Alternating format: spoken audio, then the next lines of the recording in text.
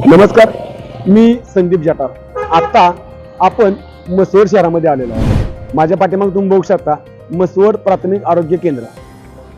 या ठिकाणी यायचं एक कारणही तसंच महत्त्वाचं आहे। मसवड शहरामध्ये काल एका नूतन वास्तुशांतीची पूजा होती।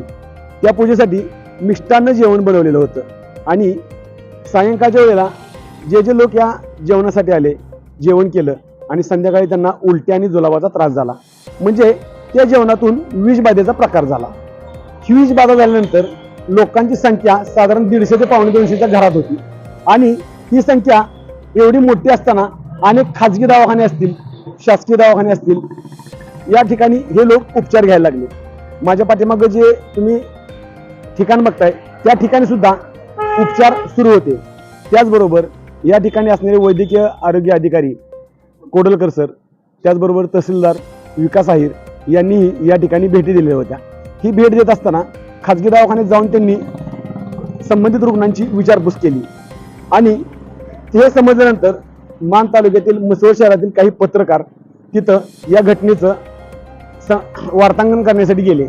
मात्र आमदारांचे समर्थक असणारे इथले माजी नगराध्यक्ष यांनी या पत्रकारांना थेट दमदाटी केली। ज्या ठिकाणी अन्याय होतो, ज्या ठिकाणी अशी परिस्थिती उद्भवते त्या ठिकाणी मानची पत्रकारिता सजग पद्धतीनं वार्तांकन करतेच। पाहूया सविस्तर बातमीमध्ये। वास्तुशांतीचं जेवण ठरलं मसवडकरांच्या अशांतीचं कारण। सुमारे 200 जणांना विषबाधा, रुग्णालयात रुग्णांना तर जागाच नव्हती। पाहूया सविस्तर बातमी। मसवड तालुका मान या ठिकाणी एका नूतन घराच्या वास्तुशांतीचं जेवण हे मसवडकरांच्या अशांतीचं कारण ठरल्याची घटना घडली आहे। यावेळी सुमारे 200 लोकांना विषबाधा झाली आणि उपचारासाठी रुग्णालयात रुग्णांना जागा देखील उपलब्ध झाली नाही। या घटनेमुळे सर्वांची चांगलीच तारांबळ उडाली। वास्तुशांतीच्या ठिकाणी जेवण केल्यानंतर सुरुवातीला काही लोकांना मळमळ, उलटी आणि जुलाबाचा त्रास सुरू झाला। काही वेळानंतर बऱ्याच लोकांना एकसारखाच त्रास व्हायला सुरुवात झाल्यानं संबंधितांना रुग्णालयात दाखल करण्यात आलं। यावेळी म्हसवडमधील 4ही खासगी दवाखान्यात रुग्णांना जागा देखील उपलब्ध नव्हती अशी माहिती सूत्रांकडून मिळत आहे। यावेळी रुग्णांना 108 नंबरच्या रुग्णवाहिकेनं रुग्णालयात दाखल करण्यात आल्याचं सूत्रांकडून समजत आहे। सरकारी दवाखान्यात देखील काही बाधित रुग्णांनी उपचार घेतले।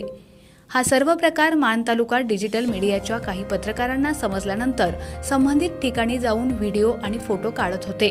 या दरम्यान लोकप्रतिनिधींचा समर्थक आणि म्हसवडच्या माजी नगराध्यक्षाने तसेच त्यांच्या कार्यकर्त्यांनी पत्रकारांचा मोबाईल हिसकावून घेत दमदाटी करून शिवीगाळ केली।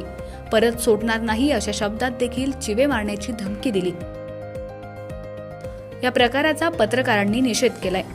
दरम्यान काल म्हसवडमध्ये झालेल्या विषबाधा प्रकारची संपूर्ण तालुक्यात चर्चा सुरू आहे।